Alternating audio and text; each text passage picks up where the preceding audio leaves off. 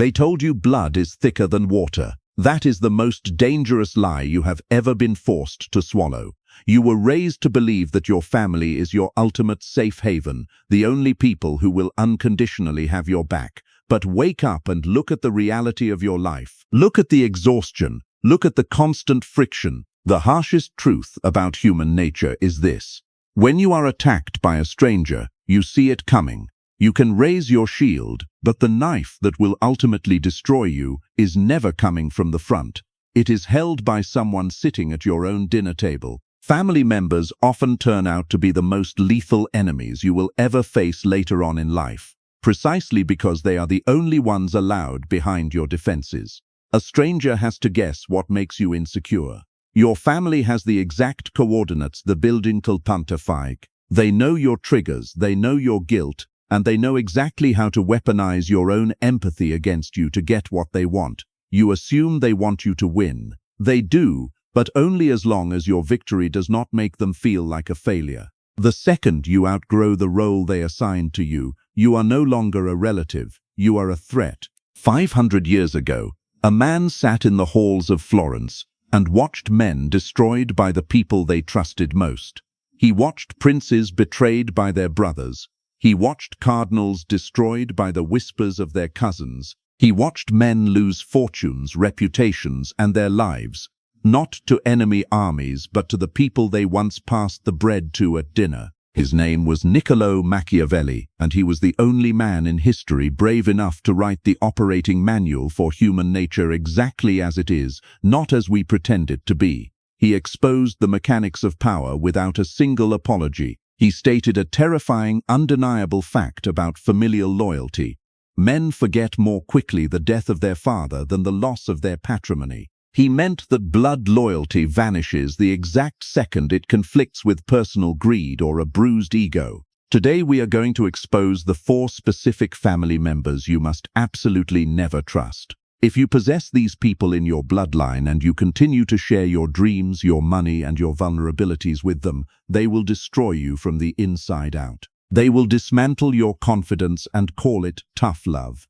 They will quietly drain your resources and call it family duty. We are going to unmask their exact tactics, their hidden motives, and the precise ways they are already sabotaging you. Pay close attention. The betrayal you refuse to acknowledge is the only one that has the power to destroy you entirely. 1. The envious sibling. The sibling who competes. Your biggest enemy isn't a stranger across the street. It is the person who shared your childhood bedroom. You are currently operating under the delusional belief that because you share a bloodline, you share a common interest. You think that when you win, they feel a sense of pride. You are wrong. To your sibling, your success is not a victory for the family. It is a direct, agonizing indictment of their own failure. Every time you level up, every time you increase your income, sharpen your physique, or build a high-status relationship, you are unintentionally pouring salt into the open wound of their insecurity. Because you started from the exact same baseline, your rise destroys every excuse they have for staying exactly where they are. You are the living proof that their lack of progress is a choice, and for that, they will never truly forgive you. They don't want you to fail entirely. They just need you to stay exactly one step below them. They are the primary architects of the small cut. Watch how they operate in a group setting. The moment you start gaining the respect of the elders or the attention of the room, they will interject with a funny story from your past. A moment of childhood weakness, a failed relationship, or an old financial struggle. They frame it as just a joke, but the intent is surgical. They are attempting to re-anchor your identity to the version of you that was small, confused, and under their control. They are trying to remind the world that you aren't a leader, you're just the kid who used to cry over nothing. They are terrified of your sovereignty because it highlights their own inadequacy. This is what they do. They will never attack you openly. Open war would expose them. Instead, they wage a quiet campaign of erosion. They will reframe your victories as accidents. They will remind the family of your failures from 10 years ago, as if those failures define you permanently. They will joke about your ambition in ways that plant seeds of doubt in others. Imagine the scenario where you finally land the promotion, the house, or the investment that changes your life. You go to them, hoping for a genuine well done. Instead, you get a lecture on how lucky you are, or a warning about how success changes people. They will spend the entire conversation downplaying your effort and attributing your results to everything but your own discipline. They will say things like, "It's good that the market was in your favor," or "I remember when you couldn't even manage a bank account." They are gaslighting your history. They are trying to convince you that you are a fraud, so that they don't have to admit they are a failure. If you allow them to define your reality, you will start apologizing for your wins. You will start shrinking yourself just to make them feel comfortable. Watch what happens at family gatherings. When you share a goal, they will be the first to ask the question that sounds like concern but is actually doubt. Are you sure that's realistic? When you achieve something, they will be the first to mention someone else who achieved more. They are not trying to motivate you, they are trying to shrink you back to a size they can tolerate. You need to stop mistaking shared history for shared loyalty. Because you started at the same baseline, the same house, the same schools, the same opportunities, your rise feels like a personal insult to them. If a stranger becomes a millionaire, they can blame luck. If you become a millionaire, they have no excuses left. Their primary goal is to maintain the family equilibrium, which means keeping you in the box they designed for you when you were 10 years old. They will use your past as a cage. They will bring up your childhood mistakes, your old insecurities, and your embarrassing phases in front of your current colleagues or partners. They frame it as just being family or keeping you humble, but the intent is surgical. They are trying to remind the world that you are not the sovereign man you appear to be. They are siphoning your status to feed their own starving ego. The envious sibling will never stop being envious. That is their burden to carry. But you can stop giving them ammunition. You can stop feeding their fire with your vulnerability. You can become opaque, pleasant, unreachable. When they ask how you are doing, you say, "Things are moving along." When they ask about your plans, you say, "Still figuring it out." When they probe for weakness, you give them nothing. You become the person they cannot read, the sibling they cannot decode, the mystery they cannot solve. This drives them mad. Not because they want to hurt you, but because your opacity denies them the comparison they need to feel better about themselves. They cannot measure themselves against you if they cannot see you, and in that invisibility, you find your freedom. There is another family member who is even more dangerous than the envious sibling, someone who does not stand beside you, competing for the same light, someone who stands above you, holding the very definition of what you are supposed to be. 2. The entitled parent. The narcissistic host. You are not a son to them. You are a retirement plan with a heartbeat. The person who gave you life is currently the biggest obstacle to your living it. You have been conditioned to believe that a parent's love is the only pure thing in this world. But for the entitled parent, you are not a son. You are a high-yield investment. They are finally ready to cash out. They didn't raise you to be free. They raised you to be a support beam for their own crumbling identity. Machiavelli observed that a ruler must fear those who feel they have a right to his resources more than any external enemy. To this parent, your success is communal property, but your failures are your own. They are the primary architects of the sacrifice myth. Using the years they spent feeding and clothing you, the literal baseline of parenthood, as a high-interest loan they intend to collect on for the rest of your life. The danger of this individual is that they have installed the guilt software in your brain since infancy. They know exactly which frequencies of shame make you stop in your tracks. They don't want you to conquer the world. They want you to stay just successful enough to provide for them, but just broken enough to still need their guidance. They perceive your independence as a personal assault. When you start making big moves, relocating for a career, investing in a high-risk venture, or choosing a partner they can't control, they won't attack the move itself. They will attack your character. They will tell you that you are becoming arrogant, that you have forgotten where you came from, or that you are abandoning the family.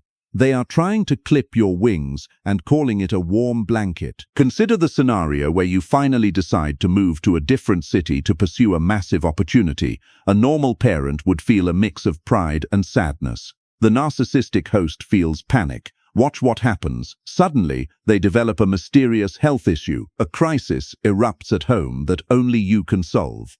Or they start reminiscing about how much they sacrificed to give you a head start, making you feel like every mile you put between you and them is a betrayal. They are manufacturing a hostage situation. They would literally rather see you working a mediocre job in their backyard than becoming a titan of industry 1,000 miles away. Your growth is their loss of leverage. They don't want a strong son. They want a reliable servant. Machiavelli was ruthless about the necessity of total autonomy. He knew that a leader who is still answering to his private house can never rule a public state. You are currently a divided sovereign. Half of your mind is focused on your mission, and the other half is constantly scanning for your parents' approval. This split focus is why you are stalling. You are afraid of the Cold War that will erupt if you finally set a hard boundary. You are afraid of being the villain in their story. But you must realize that to them, anyone they cannot control is a villain. If you aren't being called selfish or cold by an entitled parent, you aren't doing it right. It means you are still compliant. Stop trying to explain your boundaries to them. You cannot use logic to dismantle a belief system that they built on emotion and entitlement. They don't want to understand you, they want you to submit. When you offer an explanation, you are offering a negotiation. You are telling them that your boundaries are up for debate. The sovereign man does not negotiate his independence. He executes it. He stops asking for permission to be an adult. He accepts that the price of his freedom is the permanent disappointment of the people who wanted to own him. You must kill the child inside you that is still waiting for a good job from a person who is incapable of giving it without a string attached. Machiavelli understood that the person who is the cause of another becoming powerful is the agent of his own ruin. The entitled parent knows this instinctively. If you become truly powerful, truly wealthy, and truly independent, they lose their leverage. They can no longer use guilt to move you. They can no longer use shame to stop you. So, they keep you in a state of calculated weakness. They provide just enough support to make you dependent, but never enough to help you escape. They are like a drug dealer who gives the first hit for free. They want you to feel that without them you would collapse. You need to kill this illusion. You were built to survive the world, not to be a lifelong appendage to their ego. You are carrying the weight of two lives, the one you want to build and the one they want to live through you. No man can win a war while carrying that much dead weight. The entitled parent is a narcissistic host who will drain your vitality until you are as hollow and bitter as they are. They are the silent saboteurs of your ambition. The ones who make you second-guess your instincts because those instincts lead away from them.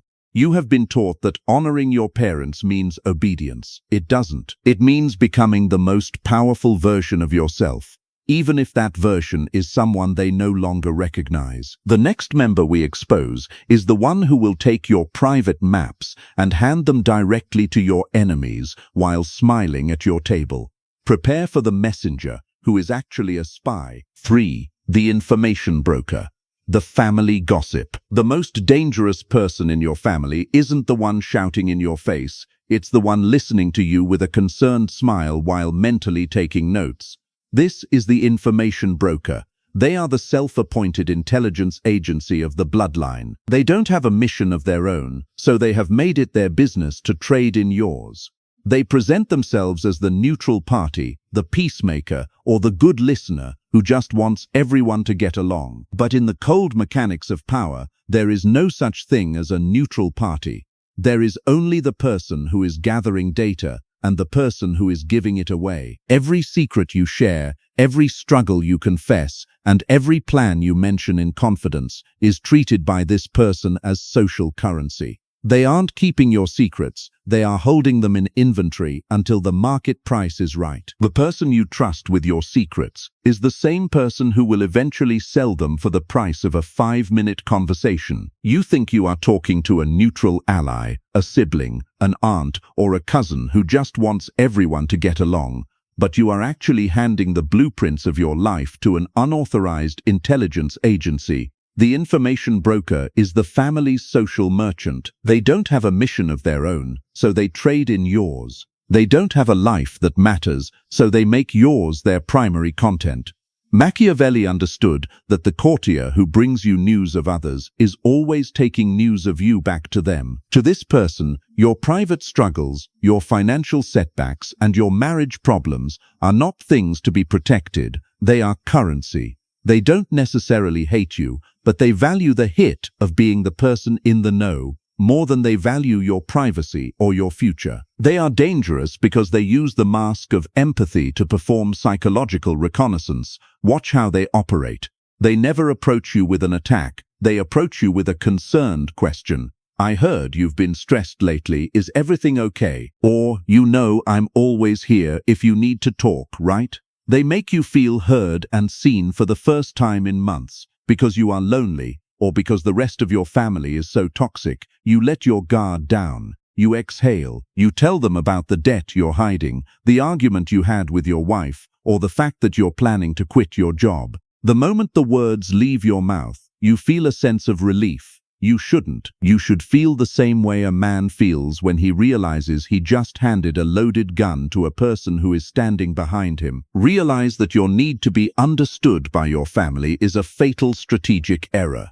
You keep hoping that if the broker really understands your side, they will explain it to the others and fix the friction. They won't. They have no interest in fixing the friction because without friction, they have no job.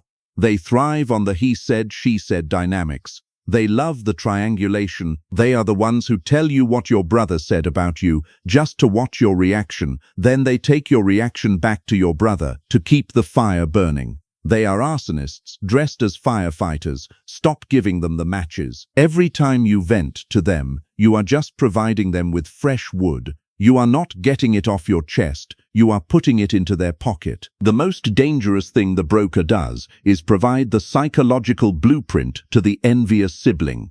If you are struggling with your confidence or your business, the broker will leak the specific details of your failure. They will tell the sibling exactly which nerve to hit at the next holiday dinner.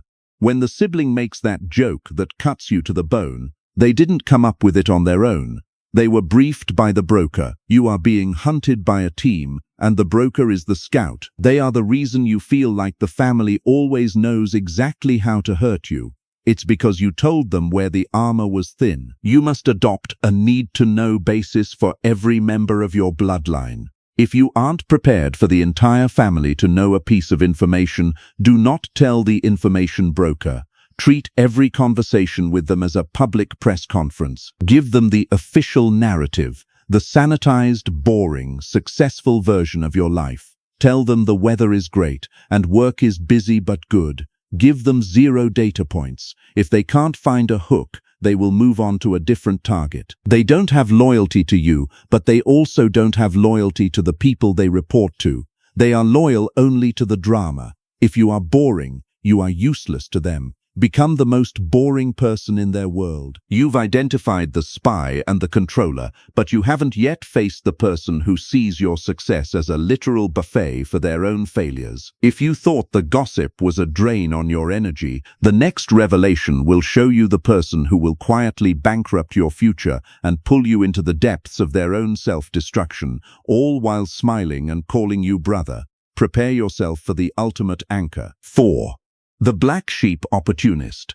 The parasite. Look at the one who always needs something. The one whose name appearing on your phone makes your stomach tighten before you even read the message. The one who only calls when there is a crisis. The one whose love feels real only when you are giving. You have tried to help them many times. You have given money, time, emotional support, connections, second chances, third chances, fourth chances. You have told yourself that they just need a break, that they are misunderstood, that with the right support they will finally turn things around. They never turn things around, because turning things around is not their goal. Their goal is to keep the crisis alive long enough to keep you giving. The crisis is not a problem to be solved. The crisis is their career. This is the black sheep opportunist. They are the professional victim. the one who has built their entire identity around their struggles. Their failures are never their fault. The world is against them. They were dealt a bad hand. If only someone would give them a chance, lend them some money, let them stay on your couch for a few weeks, everything would be different. You have heard this script so many times, you could recite it in your sleep, and you have kept believing it, because believing it makes you the good person, the loyal one, the one who did not abandon family when times got hard. But look at the pattern, look at the years, look at how many times you have helped, and how little has changed. Look at how their crises always coincide with your stability. When you have money, they have emergencies. When you are settled, they are in chaos. When you are at peace, they need you. This is not coincidence. This is symbiosis of the most parasitic kind. Machiavelli wrote, "Men shrink from no less danger than being consumed by their own desire to be loved." You have been consumed. You have given because you wanted to be loved, to be seen as good, to prove that you are not like the others who gave up on them. And in your giving, you have funded a lifestyle of irresponsibility. You have become the safety net that allows them to keep jumping. Watch how they operate. They never ask for help when things are going well. They only appear when the bottom has fallen out. The job loss, the eviction notice, the legal trouble, the relationship collapse. They present themselves at your door, broken and desperate, and they make you feel like the only person in the world who can save them. And you step up, because that is what family does. But watch what happens after you help. Watch how quickly the gratitude fades. Watch how they stop returning calls once the crisis passes. Watch how they disappear until the next emergency. You are not a family member to them. You are a resource, and resources are used, not loved. Think about the last time someone in your family said, "Why do you keep helping them? You know they're just going to waste it." How did you respond? Did you defend them? Did you explain that this time is different? Did you feel a surge of loyalty that you mistook for love? That loyalty is exactly what they are counting on. They have trained you to feel guilty for saying no. They have made their survival your responsibility. And every time you step in, you confirm that training. The real cost is your momentum. Every time you stop your life to fix their crisis, you lose momentum. The energy you could have spent building your future is burned on maintaining their present. The money that could have been invested is poured into a hole that never fills. The emotional bandwidth you need for your own relationships is consumed by their drama. You are not helping them. You are becoming them. Slower, more subtly, but you are letting their chaos infect your order. Machiavelli wrote, "It is much safer to be feared than loved." He meant that love makes you vulnerable to manipulation, and no one manipulates through love more effectively than the person who positions themselves as the helpless one. You do not need to be feared by them, but you need to be less available, less reliable, less willing to drop everything, because they have dropped everything again. They know your weaknesses better than you do. They know you fear being seen as cold. They know you value loyalty. They know you have a soft spot for underdogs.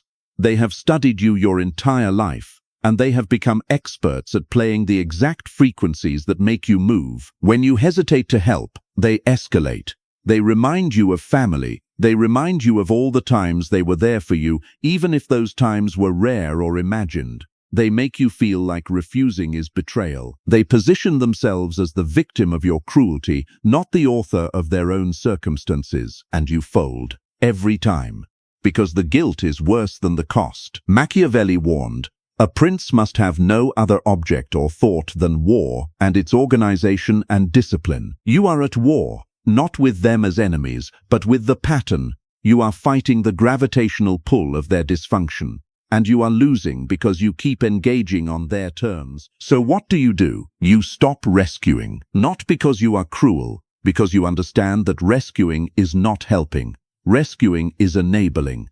Rescuing ensures the next crisis. Rescuing teaches them that they do not need to change. You offer help that does not cost you your momentum. You offer advice but not funding. You offer connections but not your own labor. You offer presence but not rescue. You let them sit in the consequences of their choices long enough to feel motivated to change them. They will call you cold. They will tell others that you abandoned them. They will make you the villain in their story. Let them. Your peace is worth more than their approval. Your future is worth more than their momentary comfort. Your momentum is worth more than their gratitude, which never lasts anyway. Machiavelli wrote, "There is no more delicate matter to take in hand, nor more dangerous to conduct, nor more doubtful of success, than to take the lead in the introduction of a new order of things." You are introducing a new order in your relationship with them. You are changing the terms. They will resist. They will escalate. They will try every trick they have to pull you back into the old pattern. You hold steady. You let them feel the weight of their own lives for the first time. You stop being the buffer between them and reality. You stop funding their refusal to grow, and something surprising may happen. Without you to catch them, they may finally learn to stand, or they may fall and stay down. Either way, it is their life, their choices, their consequences. You have your own. If you have stayed until this moment, you have already proven that you possess a level of discipline that 99% of men lack. Most people clicked away the second their favorite relative was described, unable to handle the reflection in the mirror. You stayed because you know that truth is the only thing that can set you on the path to sovereignty. If this message aligns with the man you are becoming, like this video and subscribe to the channel. This isn't a request for a favor, it is a tactical alignment. By subscribing, you are ensuring that your feed remains a training ground for power rather than a distraction for the masses. You are choosing to keep your blade sharp. However, recognize that we are playing on a field controlled by others. There are strategies of psychological defense, dark influence, and familial warfare that I simply cannot speak about here. The algorithm is designed to protect the weak and suppress the sharpest truths. But there is a place where the censorship ends. There is a place where we discuss the things that polite society is too afraid to even whisper. It is called the architect level. The join button below is the entrance to a small circle of operators who have stopped playing the victim and started designing the game. If you are just a tourist looking for a hit of motivation, keep scrolling. This is not for you. But if you want the uncensored, raw breakdowns of human nature that they don't teach in schools or therapy sessions, if you want access to the tactics that rulers use to maintain their empires, click join. We are building a circle where the truth isn't softened. You can stay in the light with the sheep, or you can step into the shadow with the wolves. Thank you for your attention, your presence here until the final second is earned, and it is the first sign that you have the steel required to execute these laws. Most people are too fragile for the truth. You are the exception. The war for your autonomy is happening right now, whether you acknowledge it or not. The people closest to you have already made their moves. Now, it's your turn. I will see you in the next video.